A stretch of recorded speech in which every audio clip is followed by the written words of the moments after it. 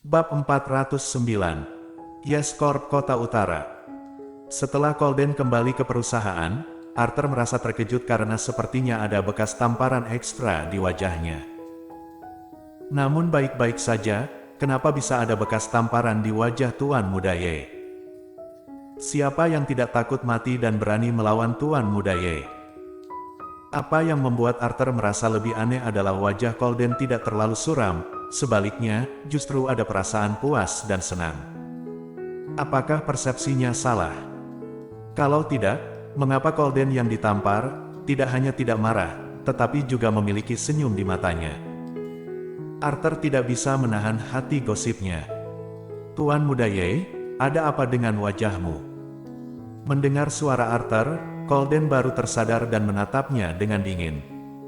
Arthur menyusutkan lehernya, Tuan Muda Ye, wajahmu benar-benar tidak perlu buru-buru. Perlukah aku membeli obat untukmu? Pergi. Setelah beberapa lama, Colden mengucapkan satu kata dengan tidak senang. Baiklah, kalau begitu lebih baik dia tidak bertanya. Setelah Arthur keluar, Colden mengeluarkan ponselnya dan ingin membuat janji, dan baru menyadari bahwa dia sama sekali tidak memiliki nomor ponsel wanita itu. Bahkan akun WeChat. Memikirkan hal ini, matanya menjadi gelap.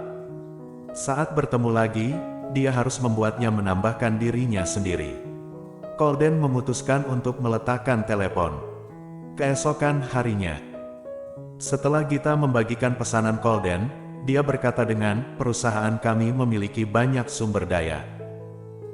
Selama kalian bekerja keras di sini, kalian pasti akan mendapatkan banyak bonus. Perusahaan baru saja dibuka dan sudah menerima pesanan Ratu Film, dan kemudian menerima satu lagi. Setelah itu, datang sebuah pesanan besar.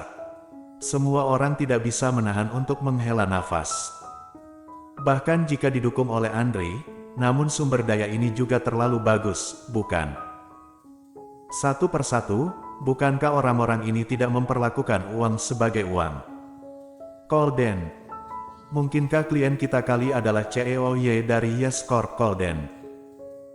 Christy tidak bisa menahan diri untuk tidak melebarkan matanya dan bertanya setelah melihat daftar itu. Bahkan Briani, yang berada di samping, tidak dapat menahan untuk kemari. Yes Corp, Kota Utara. Benarkah? Roni memegang dagunya sambil berpikir, bahkan Yes Corp Kota Utara juga darang. Tampaknya Audrey ini lebih kuat dari yang aku kira. Mendengar itu, Briani berkata dengan tidak nyaman, "Cuy, apa yang begitu kuat? Siapa tahu dia menggunakan cara yang tidak benar." Cek, apakah kamu bisa mati jika mengakui orang sebentar saja? Mendengar Briani yang cemburu, Talita justru melawannya. Seketika, Briani menjadi sedikit marah. "Talita, apakah kamu gila? Apakah aku mengataimu?" Talita mencibir, "Apakah aku menyebut namamu? Tempatkan dirimu pada posisimu sendiri, jangan sombong." Briani, semenjak wanita itu memberimu desain Grace, kamu telah dibeli, bukan? Jangan lupa bahwa kamu awalnya juga tidak menyukainya, dan sekarang kamu justru menyerangku demi dirinya. Briani, tolong lihat dengan jelas. Aku mendapat desain karena aku cukup kuat, dan aku tidak menyukainya karena aku merasa aku lebih baik darinya, tetapi hari ini aku masih harus memberitahumu bahwa hanya mereka yang lemah dan tidak kompeten, dan berhati gelap yang tidak mengakui kerja keras orang lain, yang menghapus kerja keras dia berkali-kali, dan malah memberinya warna tinta lainnya. Briani, bukankah kamu adalah orang seperti ini? Marcel setuju dan mengangguk. Dewi Talita mengatakannya dengan sangat baik. Ada alasan dan bukti. Briani, bisakah kamu mengakui orang lain? Siapa Yes Corp Kota Utara?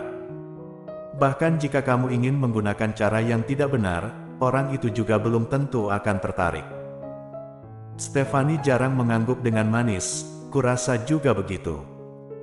Mata Christy melayang, dan kemudian tertawa dengan suara rendah. Briani, harimu terlalu gelap, Nona Audrey bukanlah orang seperti itu. Diamlah Christy, Jangan pikir aku tidak tahu apa yang kamu pikirkan. Terakhir kali Audrey mengatakan bahwa kamu menjiplak dan kamu pasti mengingat dendammu sampai sekarang. Kamu tidak perlu berpura-pura polos di sini. Mendengar itu, Christy berkedip, itu salahku. Selain itu, Nona Audrey sedang membimbingku. Aku hanya ingat untuk membuat kemajuan yang lebih baik. Apakah ada masalah?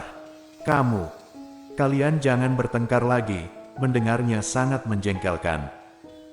Gita mengira mereka hanya menargetkan Audrey, tapi dia tidak disangka bagian internal mereka juga terbagi begitu banyak.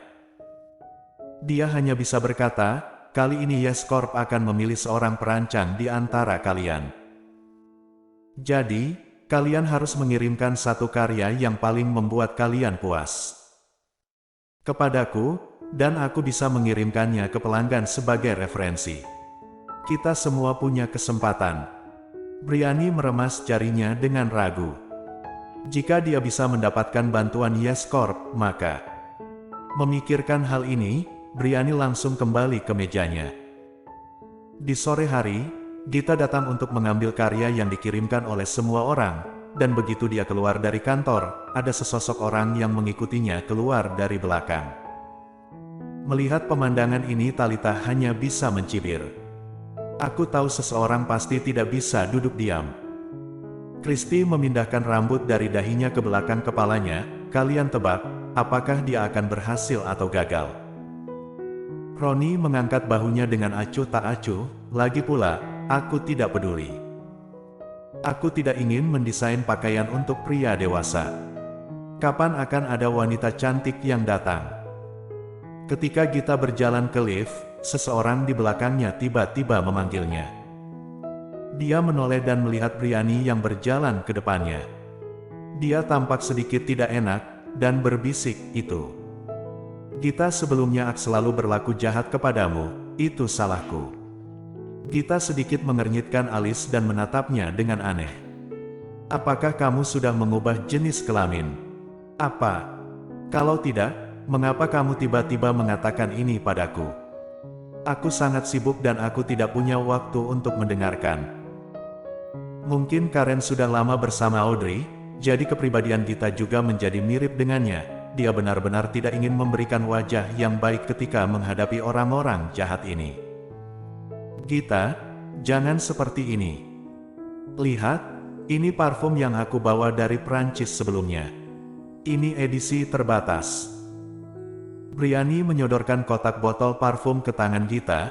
Gita terkejut, melihat-lihat kotak botol parfum, lalu menatap Briani, dan tiba-tiba mengerti.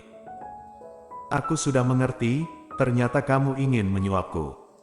Gita tiba-tiba mencibir. Wajah Briani berubah, dan dia tersenyum dengan enggan. Jangan mengatakannya dengan buruk. Ini bukan suap, ini sedikit niat baikku. Aku akan membawakanmu barang bagus di masa depan.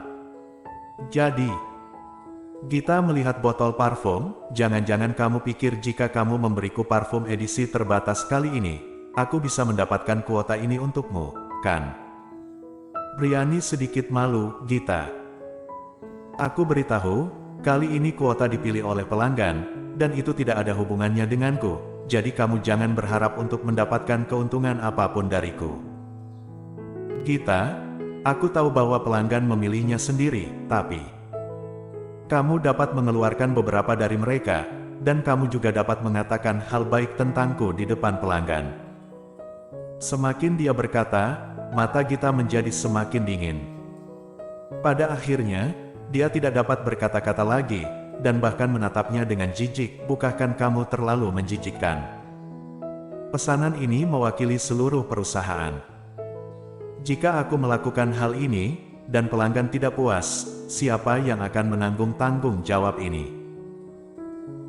Briani, sepertinya terakhir kali Audrey telah menasehatimu, dan kamu selalu tidak ingin berubah. Sampai sekarang kamu masih belum mempelajari kesalahan karyamu dengan serius, dan masih datang ke sini untuk bermain trik.